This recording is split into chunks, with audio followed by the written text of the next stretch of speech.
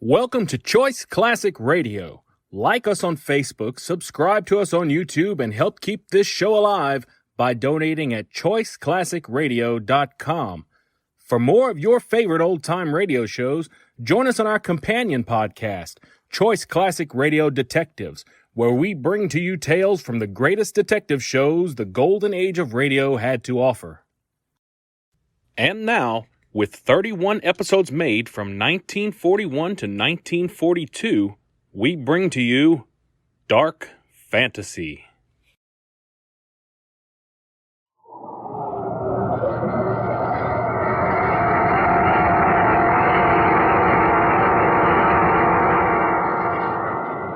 Dark Fantasy.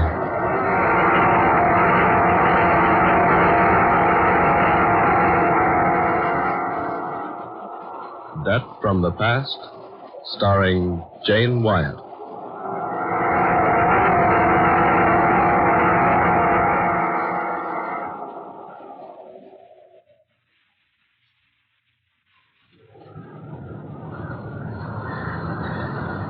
I beg your pardon. Oh, yes? Is that your newspaper lying there on the park bench? Why, yes, it is. May I look at a moment, please? Why, if you wish, of course. Here, I'll move over. Sit down. Thank you. Well, there you are. I hope you don't think me forward. I'll only be a minute. Oh, take as much time as you like. Here, will you roll yourself a cigarette? Huh? Oh, no, thanks. Sorry, I can't offer you a tailored one. Oh, quite all right, thank you. Out of a job, huh? Yes, but don't tell me I look that desperate. No, Well, I notice you've turned to the Help Wanted columns. Yes, but somebody seems to have been there ahead of me. These ads are certainly all marked up with pencil. Maybe you can say that again. I was lucky even to find a pencil. Oh. You, too. Yeah. Oh, I'm sorry. Oh, that's all right. Nobody needs to feel sorry for me. I'll get along. You've been to all these places you've marked here in this column? Sister, I've been there and then some. And you didn't get one of them? No, not one. Why, look at the soles on my shoes. Here, look. Those are yesterday's want ads I'm walking on. How long have you been out of work? Oh, I don't know, about 10 weeks. First, I had a lot of dough. I thought I was a wise guy. I wouldn't have any trouble getting another job. I was wrong. I dropped all my money, and I've been sleeping here on this park bench for the past 3 weeks. When do you eat? Whenever I can. Today, I'm all right. I got a chance to make a couple of Iron Men yesterday. Iron Men? Bucks, dollars. Oh. You, been around town much? Well, I've been here about 2 weeks. I came up from Sandville. You got people here? No. My father and stepmother live in Sandville. Well, my stepmother and I have never been anything more than barely civil to each other. Oh, I get it. So you've come here to get a job. No, I come here to get a job. How much money you got? Well, I really don't think that's anyone's affair. Oh, bother. If you got to be formal about it, my name's Mark Matthew. Mine's Luke John. Oh, I'm serious. My name is Mark Matthew. I was named after the two gentlemen who helped write the Bible. Well, my name's Mary Billings. Well, Miss Billings, I'm mighty pleased to know you. Now that we're thoroughly acquainted and completely good friends, you tell me when you ate last. I'm all right. You look hungry. Oh, yes, I guess I am. Join me for a hamburger? With onion? As you like, and a cup of coffee. Is that a date? Mary, Well, I'm sorry I can't buy you a 35-cent blue plate. I'd love a hamburger, Mark. Then it's a deal. Okay, Mr. Matthew, it is a deal.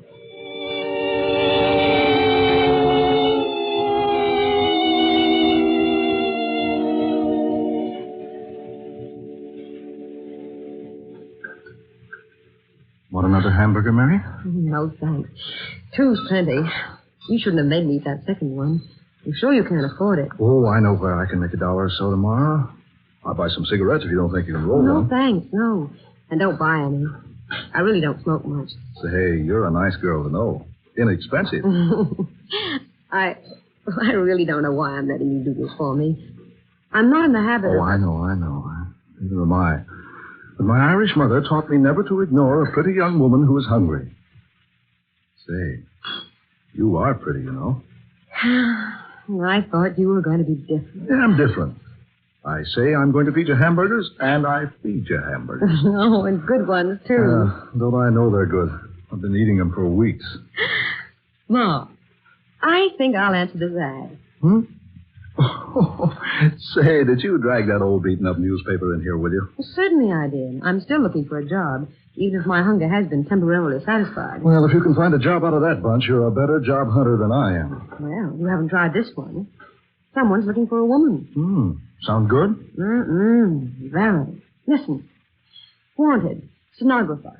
If you are an ambitious, talented, and reasonably attractive young woman who can use the typewriter, the adding machine, and can write shorthand, apply in person to see Mr. Gibson, Friday night after midnight, room 1313, Temple Building. Do you think you can fill the bill? Are you ambitious? I can use the typewriter. Are you talented? I can operate an adding machine. And, are you reasonably attractive? You told me you thought I'm pretty, remember? Besides, I also know how to write shorthand. Then apply for the job by all means. I think I will. But I don't like this apply after midnight angle. Yeah, it is very unusual. Why at that time of night? Well, maybe it's a night job. Anyway, I'm going to have a try at it. Room 1313, Temple Building. Where's the Temple Building? On the other side of town. How far, Mark? Oh, about 10 or 12 miles. Oh. Hey, you need car fare. Here, take this $50. Oh, Mark, Well, I'm not going to argue about it. I'll take it. And I'll return the money tomorrow night. I get a small check from my father tomorrow morning. That's all right, Mary. I'll meet you... Well, let me see. I'll meet you here in the park at the same bench, and I'll let you know how I come out about the job in the Temple Building.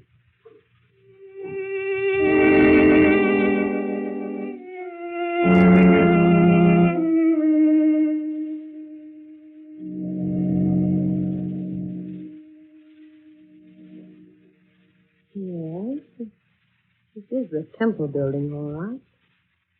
Awfully quiet in here. Dimly lighted. Nobody around. Not even a hall porter. This is a very strange place. Here. Here's the building directly. Now, let's see. What is the man's name? Oh, yes, Gibson. Gibson. No, there's no Gibson listed here. His company's name is probably here, but I don't know that name. Now, let's see. How does one get up to the 13th floor? There's an open elevator, but there's no one to operate it. Oh, this is the type you operate yourself. Just step in. Press the button marked 13. The doors close. And up we go. Oh, I better say a little prayer that I'll get this job. Amen. There. Here we are. My, it must be a night job. This entire floor is one huge office. Row after row of desks with people working at them. And brilliant lights everywhere. This certainly must be a big country. May I help you, miss? Oh, yes, please. I've come in answer to the ad in the newspaper. Ad? Oh, Advertisement. yes. I'm afraid I don't know what you mean. Mr. Gibson advertised for a young woman to do typing and shorthand. Here, I've cut out the ad. This is it. May I see it, please? Thank you. I see. Mr. Gibson failed to tell me he had inserted an advertisement in the B. Oh, but this was in the Times. I'm sorry, young lady. Mr. Gibson uses only the B. You'll find his office right down this aisle, the first door to your left. Room 1313. Thank you. Just knock on his door and he'll answer you. Yes, thanks. That's strange. These people all seem very modern, and yet they're dressed so quaintly. They look old-fashioned. Oh, here's the door. Come in, please. Mr. Gibson? Yes, come in, please, and close the door. Thank you. Sit down, young lady. Don't just stand there. Yes, sir. I've come about the job, sir. The one you mentioned in your ad in the Times? Times? I never advertised in anything but the B. You read my advertisement in the B, I'm sure. You want a stenographer. One who can type, use the adding machine, and take directions. Yes. I'm very ambitious, Mr. Gibson, and I feel that I can learn the work quickly. I'm easily taught. Good, good. Your ad asked for a moderately attractive girl.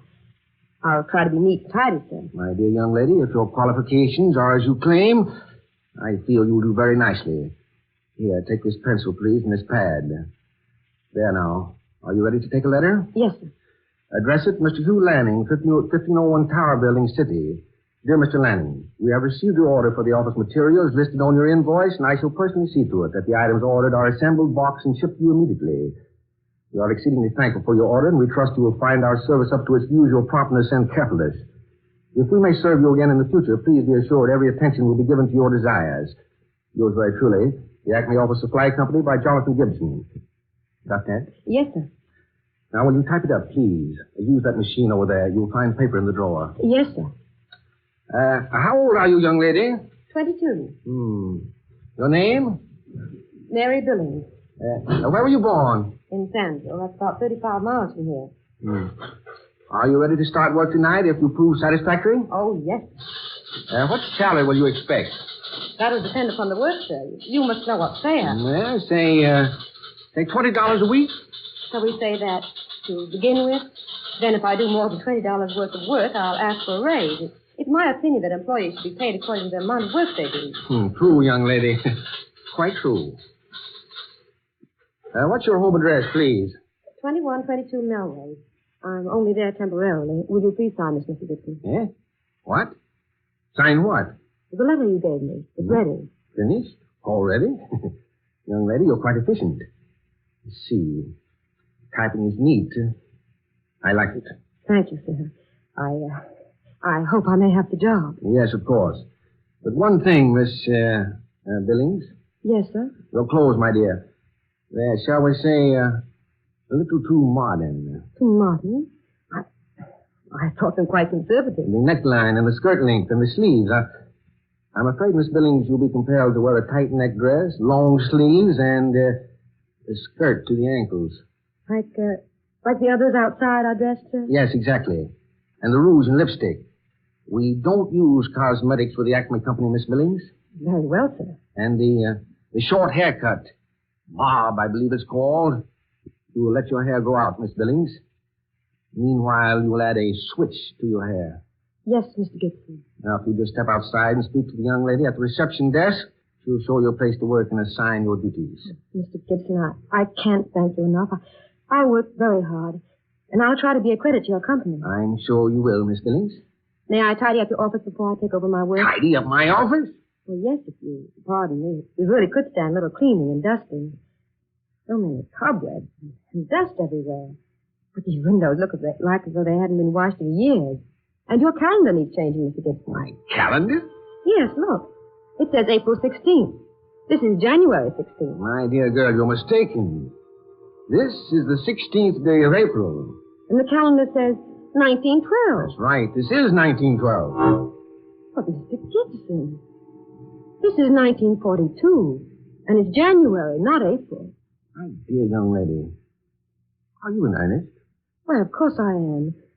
This is the 16th of January, 1942. Oh, certainly. You must be jesting. No, Mr. Gibson, I'm not jesting. This is not 1912. It's 1942. I can't understand what would lead you to say a thing like that. Here, young lady, this newspaper. Today's. Now look at the date on it.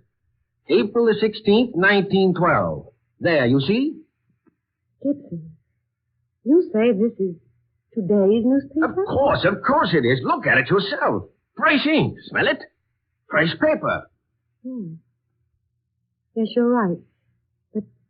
But those headlines. Yes, a terrible disaster. The Titanic sunk at sea on her maiden voyage. Yes, she hit an iceberg. A sad tragedy. That was 30 years ago. Long before I was born. What was that? I'm afraid I don't hear very well these days. Wait, it wasn't important. Shall I take over my work now? Yes, if you will. We need your services very badly.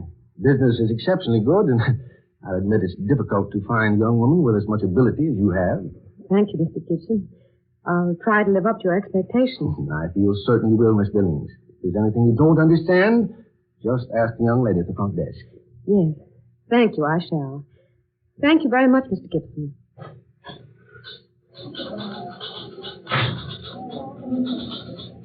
Mr. Gibson said to see you about the work I'm to do here. Yes. You will use desk number 27. That's over there, the one with the rosebud in the vase. Yes, I see it. I believe I'll let you work on the first of the month invoices. Here, use these invoice blanks. The books are on that metal table by your desk. Yes, thank you. How do you want the invoices dated? May 1st, 1912. May 1st, 1912. That's right.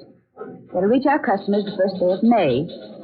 And, did Mr. Gibson mention about your clothes? Oh, yes, he did. But he said I was to go to work now and take care of changing later. Very well. You'll find paper, pencils, and erasers in your desk. Thank you. I filled out this form for you. Tell me if it's correct. Name, Mary Billings. Born at Stanville, age 22. Let's see, you were born in 1890 then, weren't you? That would be 22 years ago, wouldn't it? Your hours will be from midnight until 8 a.m. You may take time out at 4 o'clock for refreshment. 1 hour. If you have any questions about your work, please don't hesitate to ask me.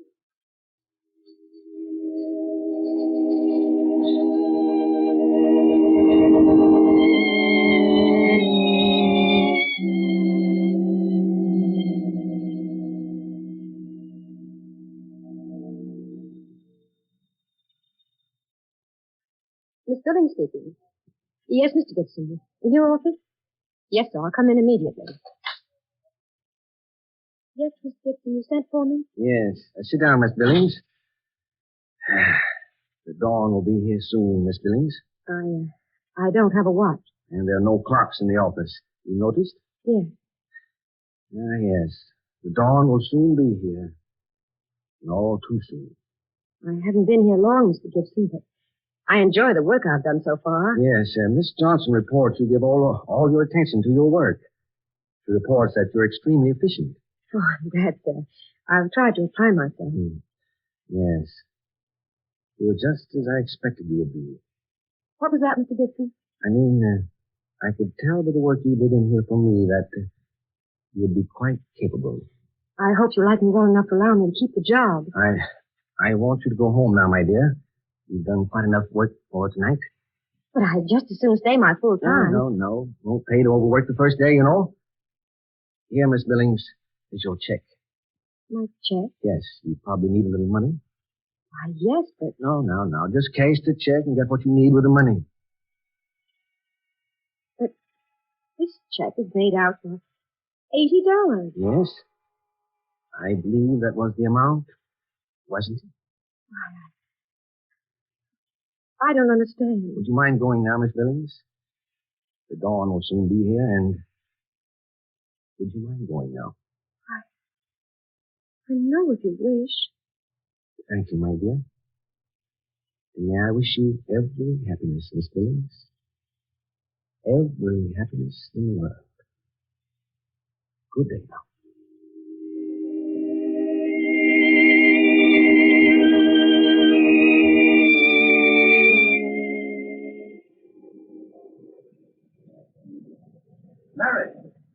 Mary, wait for me. Oh, Mark, I've been waiting so long. I thought you weren't coming. Oh, Mary. Oh, boy, am I glad to see you. I can hardly wait all day to hurry here and tell you the news. News? Yes, I've got a job, and a good one. $55 a week. Oh, Mark, I'm so happy for you. Yeah, and I got some swell ideas.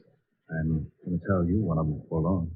Hey, how about your job? Well, I got it, Mark, but I don't know what to say about it. Everything is so strange. Yeah? What happened? Well, I went to the Temple building, and I took the elevator up to the 13th floor.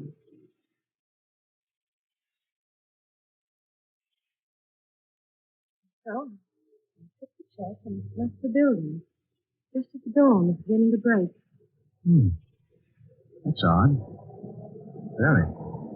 Look, Mary, you have to go to work at midnight, you say. Do you mind if I go along? I know. I suppose it'll be all right. Good. I want to get a look at the kind of a businessman who'd have a 1912 calendar on his office wall.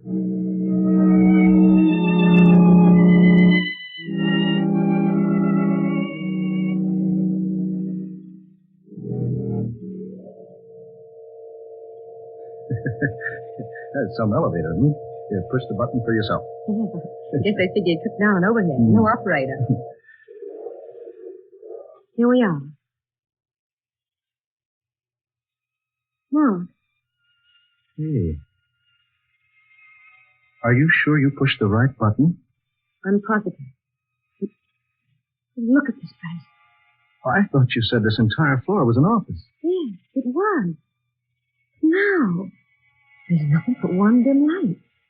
Heaps of junk and boxes, barrels, and stuff here. But this floor isn't used for anything but storage space. But there were desks here, lots of them, and people working. Oh, but Mary, there couldn't have been. Wait a minute. Mark, lying over there on the floor. Oh, let's see. Oh, something glittering over here. It's a lipstick. Mark, it's my lipstick. What? Yes. I missed it just after I left the building early this morning. I must have dropped it here while I was waiting for the elevator. Then what you told me did happen. Yes, Mark. I'm very certain of that. Very certain.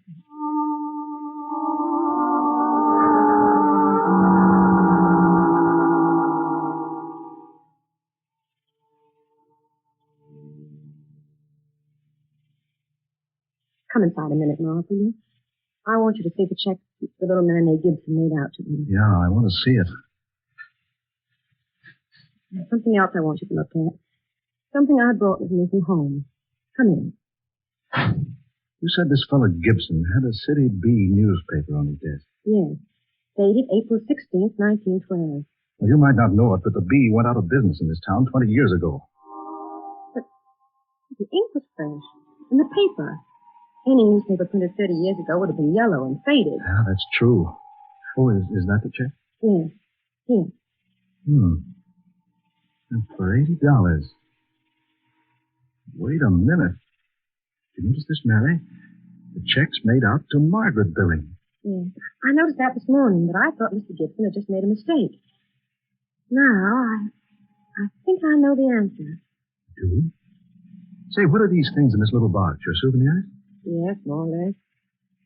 Here, this lace handkerchief. Oh, it's lovely. It belonged to my mother. Her name was Margaret. Oh, I see. And this is a portion of the diary she kept up to a year after I was born. Let's see, 1912. 10, 11. Here's 1912. What are you looking for, Mary? I'm not sure, Mark. February, March, April. Here, April. April 16th. Here we are. Well, Mary? Mark, listen. Here's what my mother wrote in her diary on April 16th, 1912. Today, the Acme Office Supply Company on the 13th floor of the Temple Building declared bankruptcy. 42 employees were left without work. With a month's pay due each of us. I went to Mr. Gibson, the owner, and asked for at least a portion of the money he owed me. But he said he was unable to pay a cent. He promised, however, to pay me the $80 he owed me, just as soon as possible. This was bad news for me, indeed. Almost as bad as the news the headlines carried in the day's paper. Titanic was sunk at sea on her maiden voyage.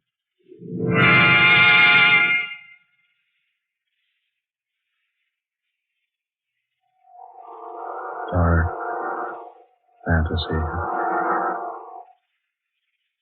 You have heard Death from the Past, a tale of dark fantasy starring that popular Hollywood actress, Jane Wyatt, and written especially for her by Scott Bishop. We wish to thank Miss Wyatt for her most excellent portrayal tonight of Mary Billings, and we join Jane Wyatt in urging you to do your bit toward the cause nearest to President Roosevelt's heart on his Diamond Jubilee. Give to your local Mile of Dimes committee. Ben Morris was heard tonight as Mark Matthew, Eleanor Naylor Corrin was the office manager, and Muir Height played Mr. Gibson. Next Friday night at this same time, we'll bring you another unusual tale of dark fantasy, The Headless Dead. Miss Wyatt appeared tonight through the courtesy of the RKO Studios. Dark Fantasy originates each Friday night in the studios of WKY, Oklahoma City. Tom Paxton speaking. This is the National Broadcasting Company.